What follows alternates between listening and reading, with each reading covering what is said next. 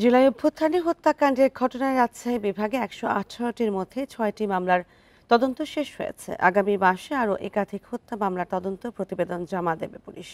এদিকে এছাড়ভুক্ত ৮,০০০ আসামির মধ্যে এ পর্যন্ত গ্রেপ্তার হয়েছেন প্রায় ২,০০০।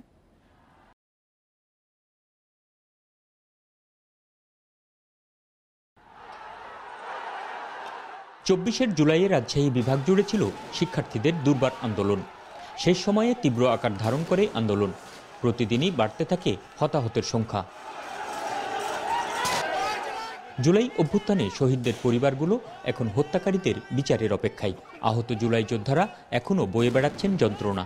আমাদের একটা দিন চাই, মানে একটা বছর চাই। বাবা হিসেবে একটাই চাওয়া যে আমার ছেলে হত্যাকারীর আমরা বিচার চাই। আল্লাহ আমাদেরকে তো অনেক ভালো রেখেছে, এটাই আমাদের চাওয়া পাওয়া। এখনও দেখবেন যে অনেক জায়গায় অনেকে আহত আছে, তাদের এখনও বুকের ভিতরে, পিঠে, নাকে বিভিন্ন জায়গায় গুলি আটকিয়ে আছে, তারা কোনো চিকিৎসা পাচ্ছে না। আমার পায়ের সমস্যা আছে, এখনও সেটার চিকিৎসা আমি পাই নাই। গণ অভ্যুত্থান পরবর্তী সময়ে উত্তরাঞ্চলে সবথেকে বেশি মামলা হয়েছে রাজশাহীতে।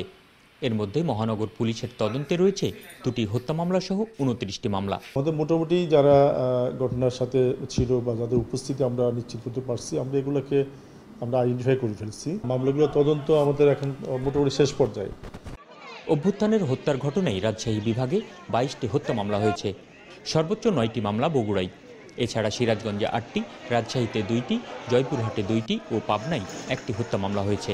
জুলাই অভ্যুত্থানের মামলাগুলোর তথ্য যাচাই, সাক্ষী ও আলামত পর্যালোচনা করে বেশ কিছু মামলা গুরুত্বপূর্ণ তালিকা থেকে বাদ দেওয়া হয়েছে। নিরপরাধ মানুষ ভিকটিম না হয় সে বিষয়ে আমাদের প্রচেষ্টা রয়েছে। আমরা আশা করছি যারা খুবই কম সময়ের মধ্যে জুলাই অভ্যুত্থানের মামলাগুলোর পুলিশ রিপোর্ট দাখিল করতে পারব। রাজশাহী বিভাগের গুরুত্বপূর্ণ 118 মামলায় এজাহারভুক্ত আসামির সংখ্যা 8,393 জন। এসব মামলায় এ পর্যন্ত গ্রেপ্তার হয়েছে 2,000। Ahsan Habib, Apu, independent news, Rajshahi.